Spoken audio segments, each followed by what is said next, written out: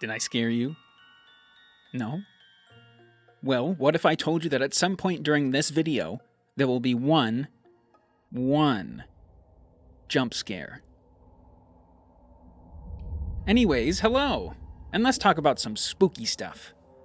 Among those who have played Hollow Knight, when you say the words scary, unsettling, or disturbing, I think the same thing pops up in every player's head. No, wait, not that. I meant this. Deep Nest. I'm sure every casual playthrough went somewhat the same way. You're exploring fungal wastes and just discovered this strange NPC with the silly voice who's prophesying the end times. What a quirky fella. You turn around to go back out the way you came, happy to go on your merry little way, when suddenly...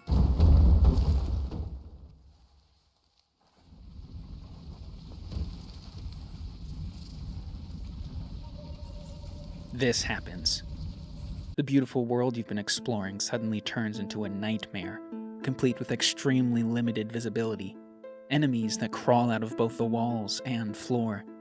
Not to mention the charming, beautiful soundtrack has been replaced with the sound of chittering bugs, plotting, lurking, waiting for the perfect time to strike. It was jarring, to say the least. However, there are other things in the game that Team Cherry deemed so scary, so incredibly terrifying, that they thought no casual player should ever lay eyes on it. Today, we're going to use some camera modding shenanigans to pull back the veil and see exactly why. Let's start with a familiar face. Our face. Kind of. Breaking this specific secret wall in Deep Nest reveals a tiny hallway with a grub. Not an uncommon occurrence in Hollow Knight. However, the real spook begins when you break the second, secreter wall, revealing a claustrophobic pathway. Walking into it, you see... yourself? Our mystery doppelganger always stays just out of reach, making several appearances and disappearances in quick succession. But where do they go? After walking past certain points in the level's geometry, they seemingly disappear. This occurs for the first and second interactions, but the third gets even spookier. Normally, the player is supposed to progress to the right, having the doppelganger disappear behind this foreground object. Zooming out a bit, we see something horrifying. Hopefully it's going back to the hell from whence it came. While Nosk seems to be an expert at disappearing, what if I told you that there are enemies in Hollow Knight who practice the eldritch art of teleportation? No, not them. Not him either. What? No, okay, look. This occurs in several other instances. Firstly, these enemy arenas that are dotted around the map. While it may look like they fade in from the background, the reality is much more horrifying. These enemies are actually stored out of bounds, forced into an eternity in the void by Team Cherry, only to be freed when they teleport into a gladiatorial arena to be killed for the player's amusement. The other situations in which teleportation applies is any area on the map that has enemies who can spawn other enemies. In Deep Nest and the Hive, for example. Turns out, it's much less taxing on the game's engine when you pre-spawn these enemies out of bounds, and instead of creating a new object out of thin air, simply yoink one out of the inky blackness and thrust it into the level. In Deep Nest's case, after 6 or so spawns, the Carver Hatchers end up chasing after the Knight, abandoning the strategy of spawning more children. However, in the Hive, these enemies don't have a spawn limit. That is to say, if you let them, they will spawn bees infinitely.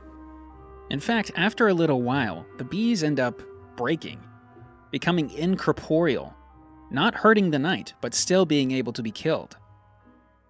This tidbit is actually used in a very, very niche speed run. Yes, all those quotations are necessary, you'll see why in a second. In low percent true ending, you're tasked with killing the Radiants while getting as little completion percentage as possible. This run clocks in at 49 hours. I'll say that again, 49 hours. 59 minutes and 50 seconds, and was ran by Scurry Please. I won't go too far into detail, but just know that in order to collect all the dream essence needed for that run. Scurry spent 47.5-ish hours in this one room alone. If sitting in the same room, pushing the same button, hundreds of thousands of times isn't terrifying, I don't want to know what is. Okay, I don't know about you guys, but I'm a little spooked out. Let's showcase a couple slightly less terrifying tidbits.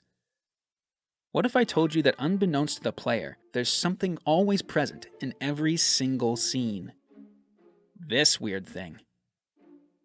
No one knows what it's for, and yet it's present in every single room. Editing Cactus here. This was a lie. They do actually know what this is for. It's for the same reason that they put the enemies out of bounds like I mentioned earlier. Except these are the effects for the knight's nail when you take a swing. Okay, back to the video. Always there, always watching. For our other mini scare, let's take a quick detour to the City of Tears, specifically the Watcher Knight fight. You may already know this, but this fight is difficult, especially if you find it early and don't have much equipment. Thankfully, there is a little-known secret to make the fight just a titch easier. If you jump up and break this part of the ceiling, you can find a mysterious rope, and after slashing it a few times, it will permanently remove one Watcher Knight from the fight. But we don't see this happen.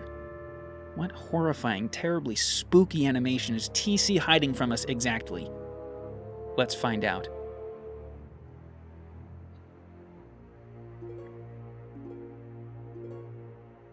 Well, that was underwhelming. Oh my god! Phew! Jeez, that was scary. I don't know about you guys, but this sure keeps me up at night. Please subscribe, please, please, please, please, please. I'll leave you with one final scare. While all these other spooks I've shown are indeed pants-wettingly terrifying, this last one takes the proverbial Halloween candy corn flavored cake. Let's take a look at the spookiest NPC in the game. No, not him. No, not her either. Look, would you just let me do the video, please? Thank you. I'm talking about this guy in Kingdom's Edge. Here, there's plenty of scares to be had. Corpses falling from the sky, giant enemies jump-scaring you from out of the walls, and this thing. Don't let his goofy voice and squishy, cute demeanor fool you. Bardoon hides a terrifying secret. If you go about halfway down the room in which you talk to him, you can find this odd protuberance from the ceiling. Smacking it reveals the truth. But where does that voice come from? We just traveled a considerable distance. Yet it sounds as if he's right behind us. Even though he's clearly nowhere nearby, let's just verify that the sound is indeed coming from him.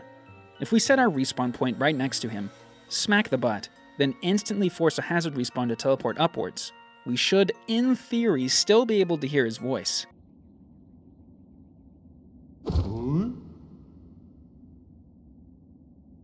This confirms my suspicion. Either Bardoon has a secret, grotesque second mouth on his lower abdomen, or there's a ghost that follows the knight everywhere, only making a sound at this specific moment. Or Team Cherry just gave the tale its own sound source and added reverb. But that's not as scary.